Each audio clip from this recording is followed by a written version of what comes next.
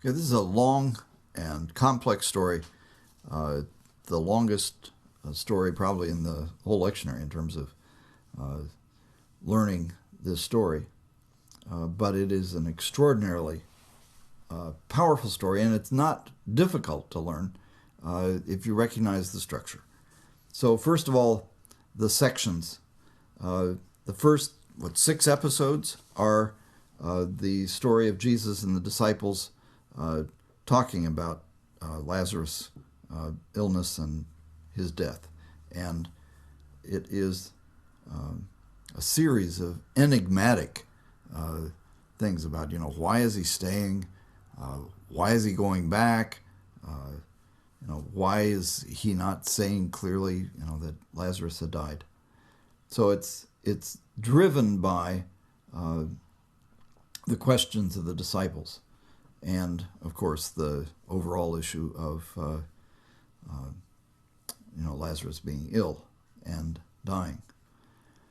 The second section is the conversation with Martha,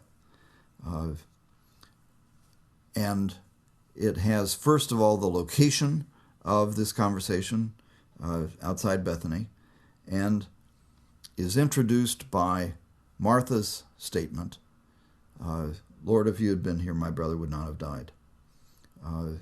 The climax of that section is Martha saying, Lord, I believe that you're the Messiah, the Son of God, the one coming into the world. So it ends with the confession of belief. Mary's conversation with Jesus is the third section of the story, and it ends with the response to Jesus weeping, in which the Jews said, see how he loved him, and some of them said, couldn't he have opened the eyes of a blind man, kept this man from dying? The last section is the raising of Lazarus, which ends with that many of the Jews believed in him. So it's significant to identify that 2 of the sections end with statements of belief in him. So the structure of the story is disciples, Martha, Mary, raising of Lazarus. And each of those sections has a discernible beginning and ending. So recognizing that is the first step in learning the story. Another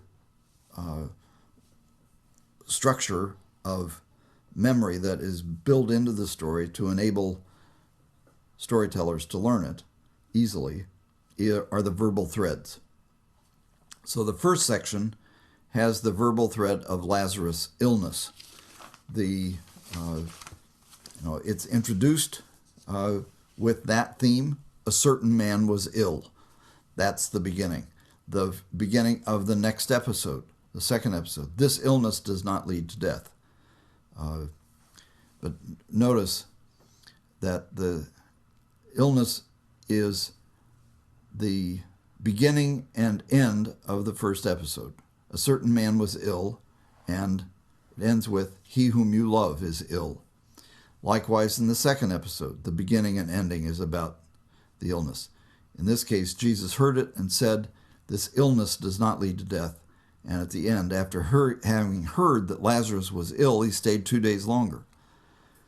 So, in the first 2 episodes, then, that verbal thread of Lazarus being ill is the connecting thread through those 2 episodes. In the last 2 episodes, the theme is, the verbal thread is falling asleep. So our friend Lazarus has fallen asleep is the beginning. The disciples respond, if he's fallen asleep, he'll be all right. And it ends with, they thought he was referring merely to sleep. And then the theme of Lazarus is dead is another verbal thread that links the Martha conversation with what follows. So Lazarus is dead. begins the last episode of the first section. And then Martha says, if you had been here, my brother would not have died.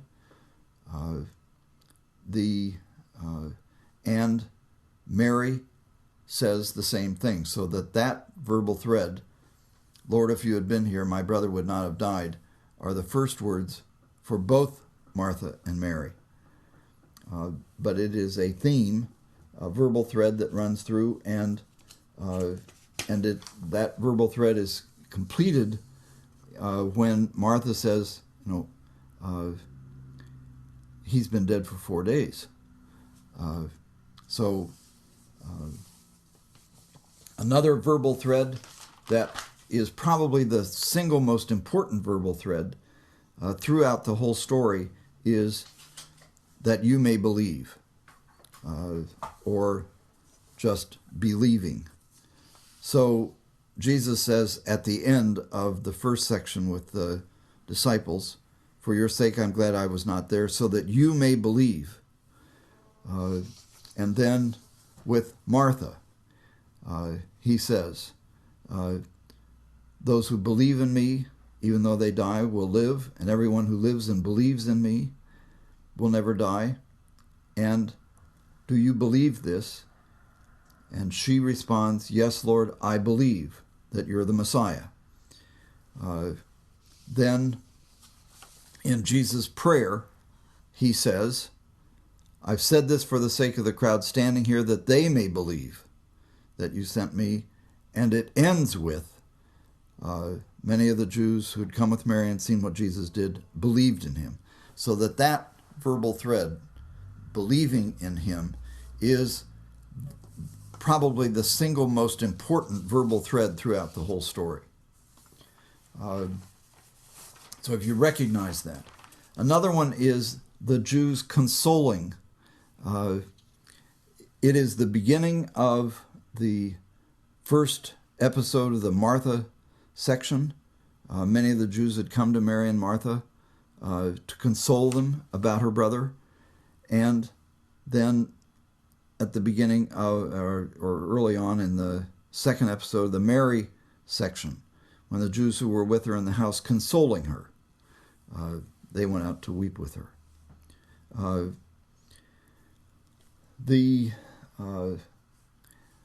Another verbal thread is Jesus being greatly disturbed or troubled, is an earlier translation. He was greatly disturbed in spirit and deeply moved. And then when they came to the tomb, Jesus, again, greatly disturbed, came to the tomb. The weeping is a verbal thread at the end of the Mary episodes. They followed her because they thought that she was going to the tomb to weep there. When Jesus saw her weeping, and the Jews who had come with her also weeping, and then Jesus wept. Now the dynamics of this story. The first section, the Lazarus, or the section about Lazarus being ill and the discussions between Jesus and the disciples, is all about enigmas, puzzles that are then solved later on in the story.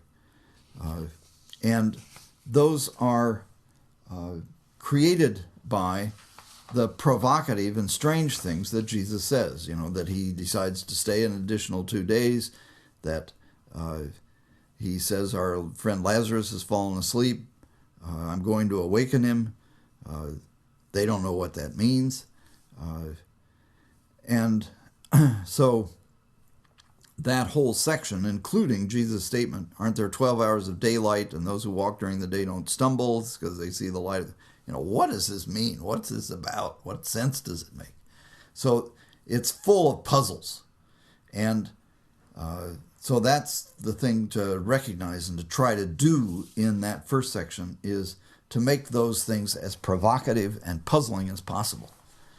The second part is the conversation with Martha is, I think, that when she comes, that the tone of her statement, Lord, if you had been here, my brother would not have died, is a little bit blaming. You know, it has a tone of criticism. If you had been here, my brother wouldn't have died. Why didn't you come? Is the implication of it. And so to get some of that tone in, even though she concludes with, even now I know that God will give you whatever you ask of him, so ask him of something. Ask him to make my brother live again, is the implication. So Jesus' response to her implicit critique is, your brother will rise again. And she says, yes, I know that he'll rise again in the resurrection on the last day. And Jesus' response, I'm the resurrection. Do you believe this? And it ends with her statement of belief. Yes, I believe that you're the Messiah, the Son of God. She is that confession, that statement of belief is a verbal thread with the first chapter in which Philip says, we have found the Messiah to Nathanael. So it's a very significant statement of belief, but it's about belief and it's about disagreement between them. The section with Mary is about weeping, and it is the most intimate moment in the whole of the gospel tradition with Jesus as a human being. As he weeps with Mary and as he weeps for Lazarus being dead. It's a sign, it's an experience of, it's an entering into, it's the closest point of identification with Jesus, with possible, another story like that is the Gethsemane episode in the Passion narratives. But this is a profoundly human picture and experience of Jesus, and in the Gospel of John, it is the moment of greatest human intimacy with Jesus. And it's significant also that is expressed in the story by the shortest sentence in the whole of the Gospel. Jesus wept. And so that is a climactic point in that section of the story, that all of it leads up to that. And the response then of the Jews, see how he loved him, and then, the somewhat more cynical response, well, couldn't he have opened the eyes, is the end of that episode. But it is in response to this intimate connection with Jesus. The last section, the raising of Lazarus, is the dynamic of this is the experience of Jesus' authority and power over death. And so his command, take away the stone. Lazarus, come out, unbind him and let him go. Each one of the episodes has some exercise of power on Jesus' part by the power of his words. And so it is also a development of his character. This is the most explicit action of major power and authority. And it's significant in relation to the Messianic tradition that this is not his about taking life away from someone, about a battle where he killed somebody. It's about his giving life to someone, raising him from the dead, giving him life. And so Jesus' power here is the power of life, not the power of death. And so that's a also paradigmatic shift in the messianic tradition of Saul and David and so on. The climax of this is that many of the Jews believed in him. Now, in relation to audience address, another thing to recognize about this story is that Jesus' prayer, I thank you for having heard me. I know that you always hear me, but I've said this for the sake of the crowd standing here. That crowd standing here is John's listeners. It's the audience. It's your listeners as you tell the story. I am saying this for the sake of the people who are standing here, who are sitting here right now, that they may believe that you sent me. That's directly addressed to the audience, indirectly as Jesus is talking to God, but that's what is happening in this. And the assumption of the audience, of the narrator, of the storyteller, is then that the audience will join the Jews. It's an invitation to join with many of the Jews who had come with Mary, had seen what Jesus did, and they believed in him. So the overall dynamic of this story is to invite the listeners to believe in him. And it's this combination of the power of this story, and it's moving from the enigmas, the puzzles, which are resolved then in first his conversations with Martha and Mary, and then in his raising Lazarus. But in the course of that, there is this experience of,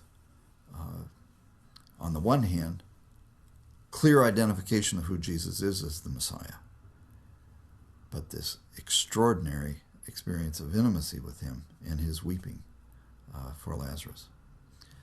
So this story is structured then to invite the audience to believe in him, but that based on an experience of extreme human intimacy with him, at the same time as there is this statement of his being the resurrection and the life and the Messiah, the Son of God.